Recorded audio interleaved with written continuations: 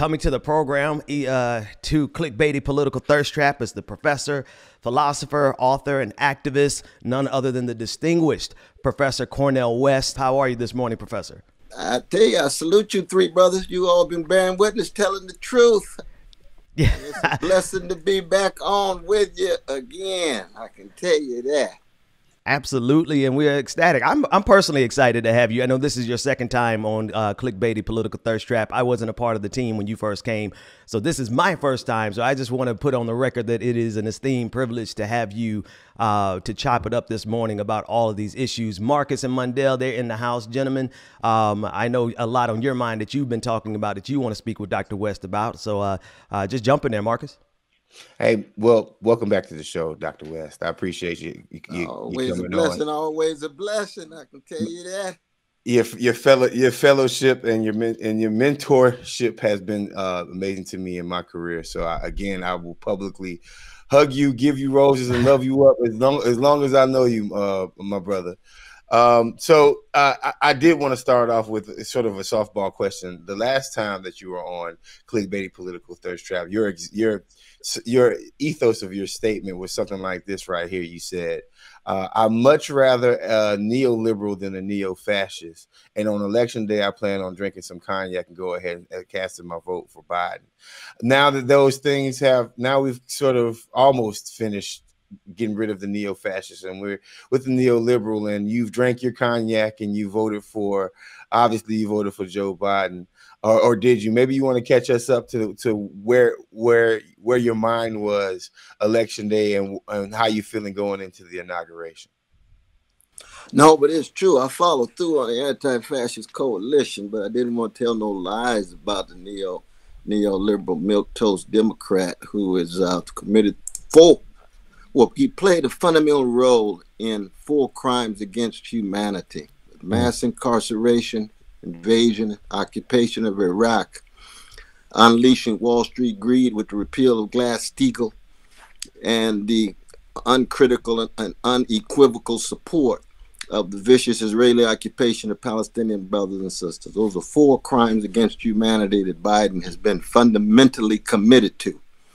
And that's part and parcel what people mean by neoliberal. I know they throw that term around all right, but neoliberal basically just means a political project of the liberal wing of the ruling class of the American empire that crushes poor and working people disproportionately: black, red, yellow, brown, and poor white.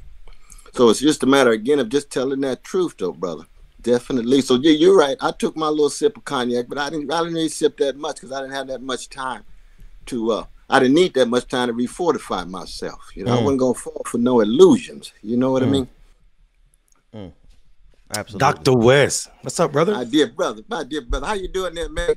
Man, I'm nappy and black as always. It's good to see you again. It's good to see with all 3 of y'all, man. Y'all just don't know the forces for good that you really are in terms of telling the truth. Because people out here hungry and thirsty for the truth. They want the real thing, and all these semblances and simulacras and copies and posing and posturing folk. Only concerned with their careers and the next opportunity. Usually they ain't got nothing to do with truth and justice. Right. Indeed. The 3 of y'all stand for that in a deep way, and I just want to let you all know that I'm speaking on behalf of thousands and thousands of folk. I'm telling you, but I'm sorry to interrupt, my brother. You go right ahead. Nah, man. Whenever you're talking, it ain't no interruption. And sometimes, I mean, we don't talk like white people talk all the time. That's just when we talk. That's just when we interrupt each other. The only interruptions when we. But you have a pass. You have a squirrel gang pass to interrupt us at any point. Go ahead, Mark. Whenever you get ready. Listen, we find ourselves in a unique space, brother. We are black men, everybody on this panel, and the world continues to tell lies based on an exit poll about how we voted this cycle. When we know, especially folk on this panel who are directly connected, deeply connected to black men and our lived experiences. And great example is what happened in Georgia. We turned out a lot of brothers that Barack Obama or no other Democrat could turn out in the past 5 federal elections, presidential or midterm.